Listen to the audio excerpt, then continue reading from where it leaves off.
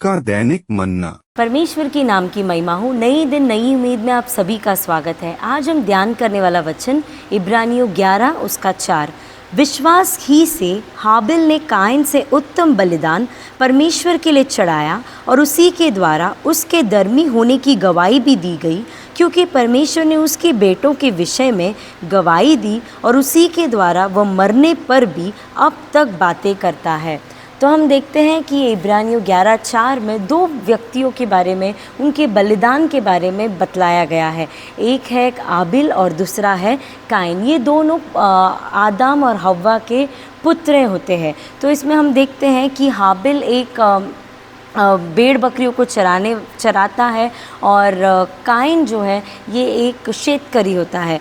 तो हम देखते हैं कि हाबिल और काइन दोनों मिलकर परमेश्वर की उपस्थिति में परमेश्वर के लिए भेड़ चढ़ाने के लिए आते हैं। तो हाबिल क्या करता है, वो भेड़ बकरियां चराने के कारण अपने भेड़ों में सबसे श्रेष्ठ, जो सबसे अच्छा तगड़ा मोटा भेड़ है, वो परमेश्वर के लिए बलिदान के लिए देता है। और काइन क्या करता है, वो किसान होने के कारण वो जो उसके पास तभी बाजी पाला होते हैं, फल होते हैं, उसे वो लाकर परमेश्वर के लिए बलिदान के नहीं सौंपता है। लेकिन हम देखते हैं कि परमेश्वर हाबिल के बलिदान को स्वीकार करता है, लेकिन काइन के बलिदान को परमेश्वर अस्वीकार करता है। तो अगर हम देखते हैं तो बहुत सारे लोग इसमें वो किस प्रकार परमेश्वर को उन्होंने भेड़ चढ़ाया, क्योंकि हाबिल ने अच्छे भेड़ बकरी को, एकदम तगड़े मोटे भेड़ बकरी को चढ़ाया था, इसलिए परमेश्वर ने उसे स्वीकार किया। और काइन ने मतलब जो उसके पास था बचा कुचा, उसने वो बाजी पाला चढ़ाया, इसलिए परमेश्वर ने उसे स्वीकार नहीं किया, ऐसे कहते हैं।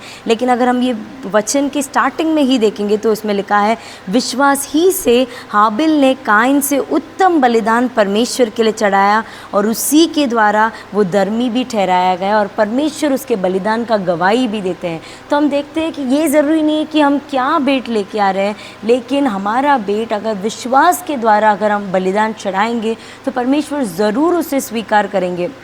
क्योंकि हाबिल जानता था कि ये नहीं कि उसके तगड़े मोटे बलिदान से परमेश्वर प्रसन्न होने वाला है, लेकिन वो विश्वास के साथ परमेश्वर के पास उसने बलिदान चढ़ाने के लिए गया तो परमेश्वर ने उसके बलिदान को स्वीकार करेगा, ऐसे विश्वास के साथ वो गया, इसलिए परमेश्वर ने उसके बलिदान को स्वीकार किया। वरन काइन ने विश्वास नहीं किया, इस कारण उसके बलिदान को परमेश्वर ने स्वीकार नहीं किया। और हम देखते हैं कि हाबिल मरने के बाद भी अब भी उसके बारे में हम बातें कर रहे हैं, वो अब भी हमारे बीच में जीवित है। वो बलिदान किस प्रकार हमें परमेश्वर को विश्वास के द्वारा देना है, इसे हमें सिखलाता है। आइए हम प्रार्थना करते हैं। धन्यवाद परमेश्वर, ये नया दिन दिखलाएं इसके लिए धन्यवाद। ये वचन के द्वारा आपने हमसे बातें किया, इसके लिए धन्यवाद। जिस प्रकार प्रभु जी हाबिल परमेश्वर विश्वास के साथ परमेश्वर सबसे श्रेष्ठ बलिदान आपको देता है प्रभु जी, उसी प्रकार हम भी विश्वास के साथ हमारे होठों के ये बलिदान को आपकी उपस्थिति में चढ़ाने के लिए और आशीष प्राप्त करने के लिए हम हर एक को सहायता कीजिए। ये छोटी सी प्रार्थना यीशु मसीह के नाम से सुन और कबूल कर ले पिता, आमीन।